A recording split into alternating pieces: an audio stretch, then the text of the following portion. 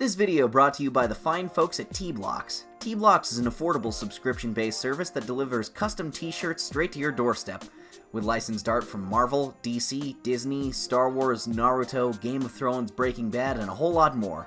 You can support my channel today and get 10% off your first order with the special promo code GodzillaTBX. Go get some cool shirts, boys and girls.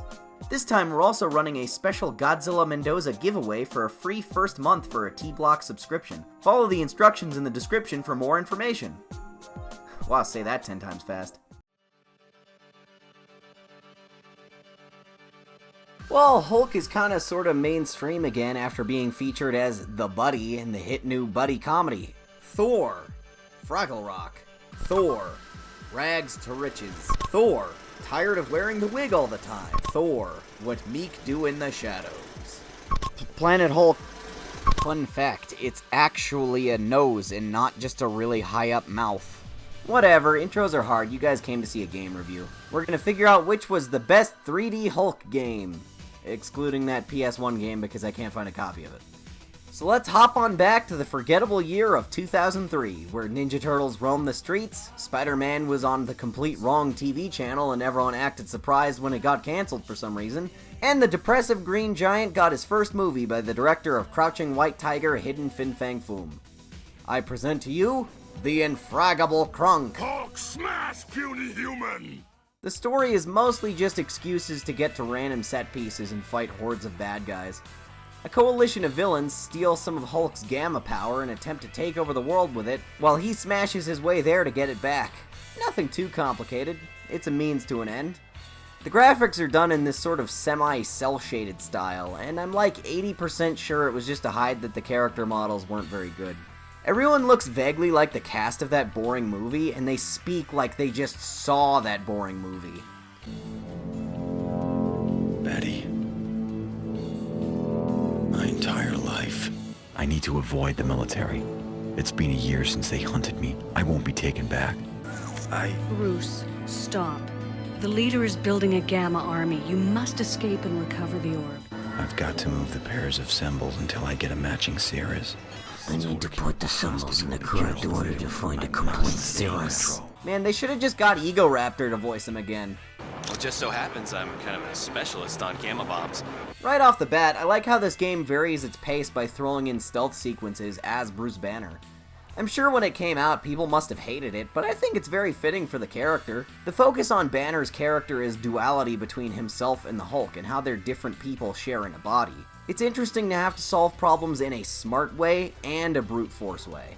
I enjoy the different tones offered by each section.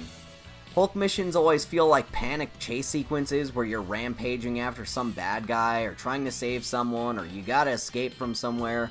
In the Banner missions, it's slow and methodical, with focus on planning out your moves instead of just whacking the problem to death. While playing as the Hulk, it's really about just smashing your way through hordes of enemies and breaking things to make it easier to break other things. It's very linear, but the combat is fun, if a little stiff. The most important thing is feeling strong, and it does a good job of that. Seems like a step in the right direction, though it doesn't offer much to talk about. The boss fights are pretty solid too, often requiring a little more thought than just a straight-up slugfest. My favorite is the first one where you can't hit the bad guy without making him stronger, and you have to use the environment to beat him. Good bosses, no complaints. Thematically, the stealth sections are appropriate, but my problems are with them mechanically. The thing that holds back these levels is the camera placement and movement. Usually the camera is just stuck in one spot and you have no idea what's around the corner. Sometimes you could just walk into a spotlight and get your ass stomped by feds like the Punisher that one time he was black. Another level has you in a disguise, and the enemies only aggro when you get too close to them. So you could just walk through a door and bump into some scientist that tanks the whole mission.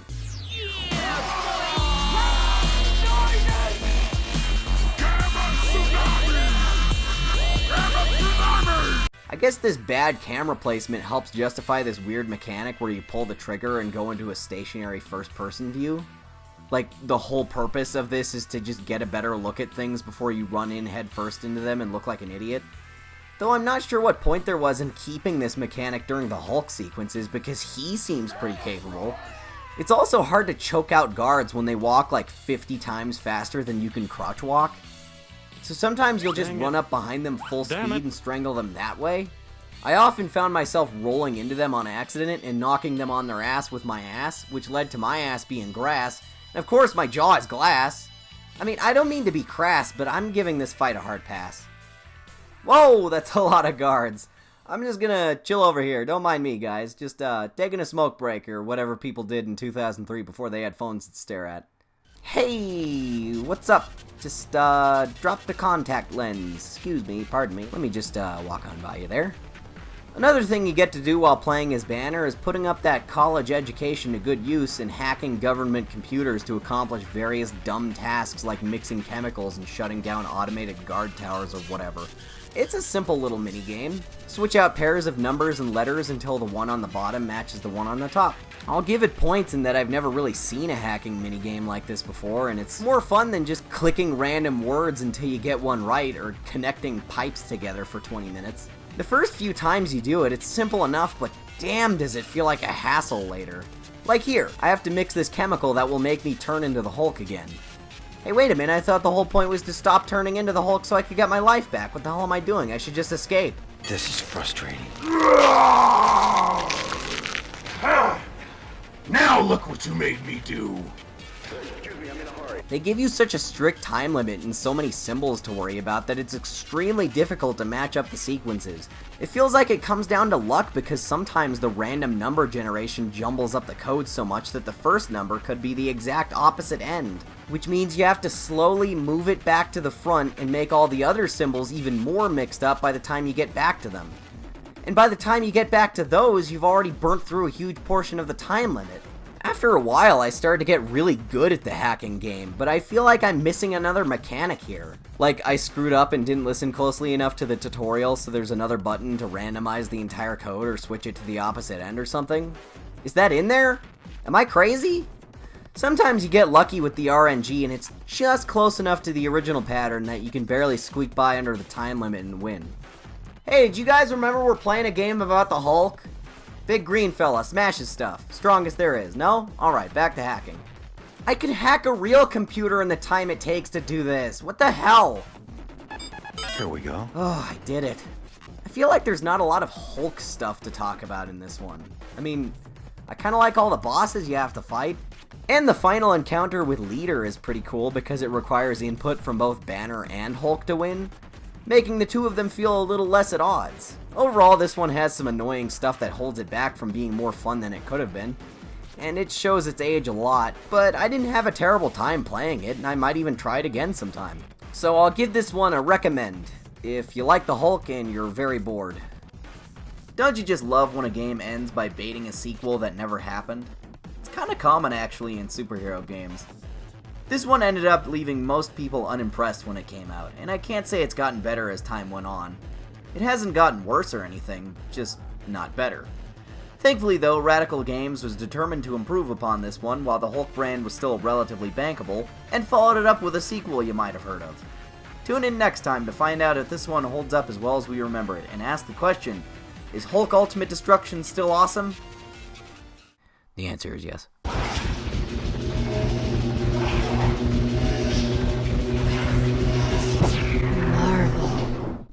What? What the hell was that? Marvel. Oh man, they should put that in front of the MCU movies.